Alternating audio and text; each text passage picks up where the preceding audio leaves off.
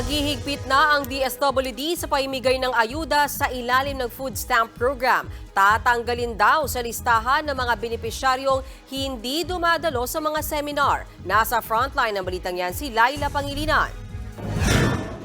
Present kapag bigayan ng ayuda, pero absent kapag seminar. Hindi na raw pwede yan sa 2027 Walang Gutom Food Stamp Program ng DSWD. Kapag food redemption, pag pinapatawag namin ang mga benepisyaryo, pag i-claim na nila yung 3,000, present po yan lahat, a-attend yan lahat. Pero pagdating na sa nutrition education and sa yung mga job fair natin, biglang nagkakasakit, biglang may importanteng gagawin.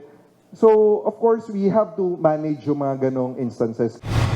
Dahil dyan, mas magiging strikto na raw ang DSWD sa pamimigay ng 3,000 pisong food stamp sa bawat benepisyaryo.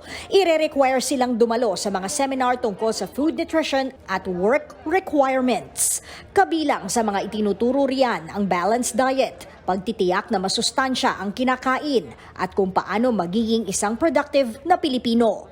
Kapag pala absent sa seminar, posibleng matanggal sa listahan ng mga benepisyaryo ng food stamp program. If you wanna remain in the program, you have to follow the conditions. Kasi ito nga po, nabanggit ng ating ni Asik Balder, ito kasi benepisyong binibigay sa atin. Hindi naman ho ito rights, hindi natin ho ito karapatan. So kung hindi natin namimit yung mga conditions as stipulated sa ating programa, may karapatan din pong estadong bawiin ito at ibigay natin sa ibang susunod na mga beneficiaries.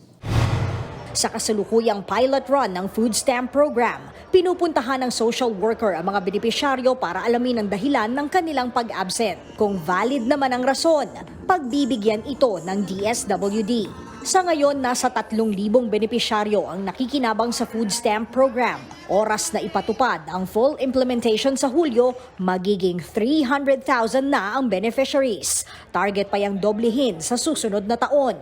Pagpatak ng 2026, 1,000,000 benepisyaryo ang inaasahang makikinabang sa food stamp program. Ibig sabihin, kakailanganin ang pondong aabot sa 17 billion pesos para sa taong 2025 na tinatrabaho na raw ngayon ng DSWD sa mga pagdinig sa Kongreso. Nagbabalita mula sa Frontline, Laila Pangilinan, News 5. Mga kapatid, may Los Baños po. Huwag magpahuli sa mga balita at impormasyong dapat ninyong malaman.